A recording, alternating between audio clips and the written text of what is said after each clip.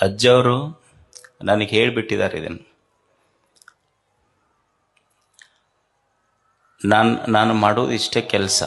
ಏನು ಅಂದ್ರೆ ಒಂದು ಪೂಜಾ, ಓದು ಮತ್ತು ಸೇವೆ. ನನಗೆ ಆ ಜಾತಿ, ಈ ಧರ್ಮ, ಆ ಧರ್ಮಗಳ ಗಲಾಟೆಗೂ ಕರ್ಕೊಂಡು ಹೋಗಬೇಡ್ರಿ. ನನ್ನ ಧರ್ಮ ಮತ್ತು ನನ್ನ ಧರ್ಮದ ಪರಿಭಾಷೆ ಏನು ಅಂದ್ರೆ ಲವ್ ಆಲ್ ಸರ್ವ್ ಆಲ್. ಇದು ನನ್ನ ಧರ್ಮದ ಪರಿಭಾಷೆ ಅಷ್ಟೆ.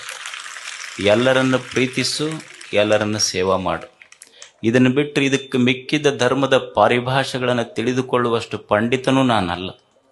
ನನಗೆ ಗೊತ್ತಿರುವುದಿಷ್ಟೇ, ನಾನು ಇದನ್ನೇ ಮಾಡ್ತೇನೆ. ಇದನ್ನು ಬಿಟ್ಟು ದಯವಿಟ್ಟು ನನಗೆ ಯಾವ ಹೊರಗೂ ಕರ್ಕೊಂಡು ಹೋಗ್ಬೇಡ್ರಿ. ನನಗೆ ಅಜ್ಜರು ಹೇಳ್ಯಾರ,